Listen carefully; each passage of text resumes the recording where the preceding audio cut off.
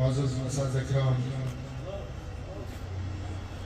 عزیز طلبہ و طالبات، السلام علیکم ورحمۃ اللہ وبرکاتہ۔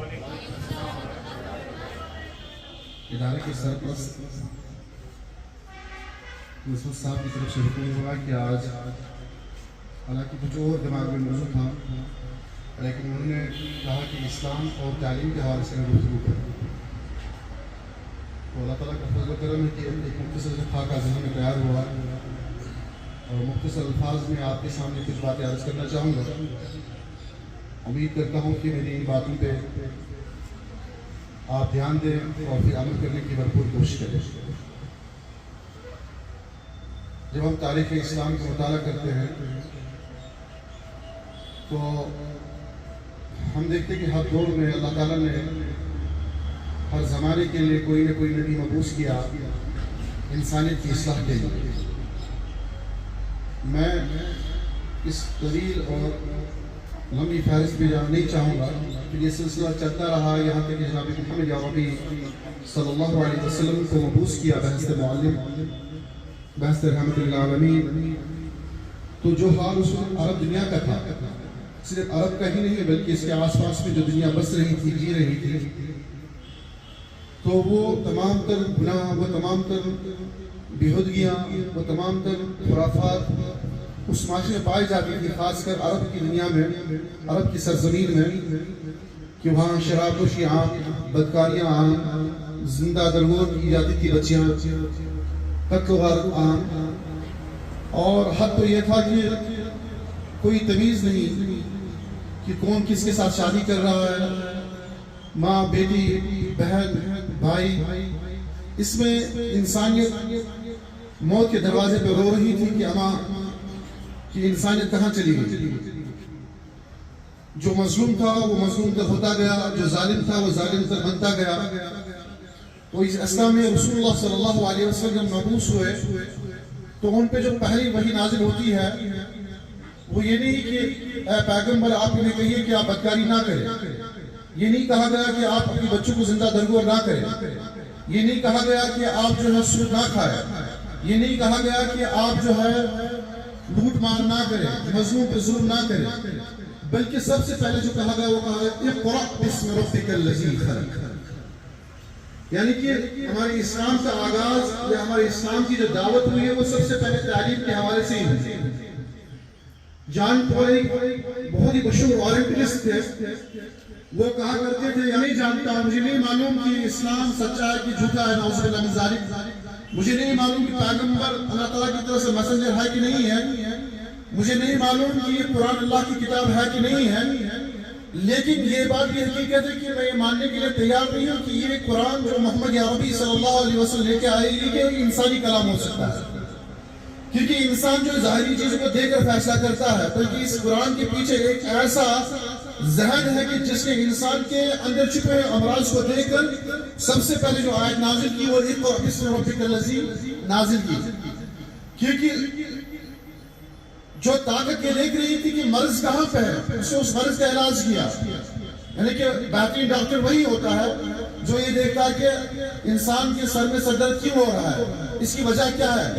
وہ کوئی مطلب کہ یہ جو ہے سر درد کی کوئی گولی دے کر جو ہے اس کا علاج نہیں کرتا، بلکہ اس کے روح کو جاننے کی کوشش کرتا ہے کہ اصل مرض ہے کہاں۔ تو وہ کہتا ہے کہ جو اصل مرض تھا وہ الٹریسی تھی، جہالت تھی، جس کی بنیاد پہ جو ہے سب سے پہلے آیت نازل کی اقرأ بسم ربک الذی خلق۔ میں نے 2014 میں جس ٹائم میں قطر میں تھا ایک آرٹیکل لکھا تھا عربک میں، جو الوطن عربی ایک جرنل ہے اس میں چھپا تھا، تو اس میں بطور خاص اتنے سارے بات میں کمیٹیز جو آئے تھے، زیادہ تر کمیٹیز میرے اس میں اسرائیلی اور یہودی طلبہ و طالبات کی طرف سے آئے تھے۔ جو طالب علم یا جو طالبات اپنے آپ کو مسلمان کہتے ہیں ان کو اس بات کا خیال رکھنا چاہیے کہ ہمارا اس امت کے ساتھ تعلق ہے، اس اسلام کے ساتھ تعلق ہے جس کی بنیاد ہی تعلیم و تعلم ہے، اور اگر کوئی انسان اس دنیا میں جینا چاہے ویسے مسلمان اور پھر وہ علم سے ناآشنا اور نابلد ہو تو میں سمجھتا ہوں کہ وہ صحیح اور پختہ مسلمان بھی نہیں ہو سکتا ہے۔ اس ٹائم پہ پوری دنیا میں جو اخلاقی بحران ہے، میں سمجھتا ہوں کہ اس کے ساتھ ساتھ اس بات کو بھی ایڈ کیا جائے کہ علمی بحران بھی ہے۔ ہم سطحی علوم کو جو ہے سیکھ لیتے ہیں لیکن اس کے جو ہے فوگر یا اس کے راسخ العلوم نہیں بن پاتے۔ اور قرآن کریم میں یہ کیا کہا ہے؟ علم الانسان ما لم یعلم، کہ ہم نے انسان کو وہ سب کچھ سکھایا جو وہ جانتا ہی نہیں تھا. یعنی کہ اگر آپ میں سے کوئی عربی سے کسی حد تک شدھ رکھتا ہو تو اس میں انسان کا جو لفظ استعمال کیا گیا یہ کمپریہنسو ورڈ ہے، یعنی کہ نام استغراق اس میں داخل کیا گیا ہے. تمام انسانوں کو، جو انسان پیدا ہوئے ہیں، جو آج موجود ہیں، جو مستقبل میں پیدا ہوں گے، تمام انسان کو اللہ تعالیٰ نے بحث عالم پیدا کیا ہے. ہم دیکھتے ہیں کچھ لوگ جو ایسے بھی ہیں جو اپنا سائن بھی نہیں کر پاتے، لیکن حقیقت میں یہ ہے کہ وہ بھی عالم ہے لیکن اس کو اپنی علم کا ہی پتہ نہیں. مولانا جلال الدین رومی علیہ الرحمہ اس آیت کی وضاحت کرتے ہوئے کہتے ہیں میں کافی دیر تک پریشان تھا کہ ہم اگر تمام انسانیت کو اللہ تعالیٰ نے عالم پیدا کیا ہے تو بہت سارے لوگ جو قرآن کریم کی آیات نہیں پڑھ پاتے ہیں، الف با نہیں پڑھ پاتے، ABC نہیں پڑھ پاتے ہیں، تو یہ کیسے عالم ہو سکتے ہیں؟ پھر وہ مثال دے کے سمجھاتے ہیں کہ ہم میں سے ہر ایک عالم کیسے ہے. وہ کہتے ہیں کہ ایک سنگ تراش تھا، وہ سنگ تراش یعنی کہ پتھر تراشتا رہا. وہ بڑا ایکسپرٹ تھا، بڑا آرٹسٹ تھا.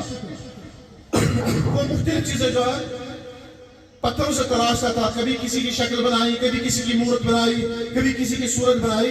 تو ایک دفعہ یہ ایک پتھر تراشتا رہا اور ساتھ میں اس کا بیٹا یہ نظارہ دیکھ رہا تھا کہ میرے بابا کیا تراش رہے ہیں. تراشتے جو ہے اس کے ایک پتھر سے جو شیر کو تراشا، یعنی کہ یہ سمتراش جو نوسن امرو کنیسر پتپرس امس پانی نیچی درس بابسو سے کتن کو تو اس انجام منسپر مولد جواب گبرا منا کون اس پروزی کیا اسی مولانا روم علیہ رحمہ سمجھاوانا قرآن کی آیت سے وضاحت کہ علم الانسان ما لم یعلم، ہر ایک انسان کو میں نے وہ سکھایا جو وہ جانتا ہی نہیں تھا. اگر آج ہم میں سے کوئی سائنٹسٹ ہے، اگر آج ہم میں سے کوئی حافظ قرآن ہے، اگر آج ہم میں سے بڑا محدث ہے، تو یہ تمام علوم آلریڈی رب کائنات نے ہمارے اندر رکھ دی ہے. یہ ڈیوائس موجود ہے ہمارے اندر، بس یوز کرنا آنا چاہیے. تو جلال الدین رومی علیہ الرحمہ کہتے ہیں کہ اس بیٹے نے پوچھا کہ بابسو سے کتنے کو تو صرف پڑھا. مغل جو جواب واپس گبرا میں کون صرف پڑھے کیا بلکہ سوپر نون یہ سوچ آلریڈی اپنے میں موجود ہے. میں کیا کرتے ہیں سمودر جاکر لوگوں اپن پڑھتے ہیں یہ چھلک تھود، یہ تروش میں، یہ خروش میں، یہ سودرا نون.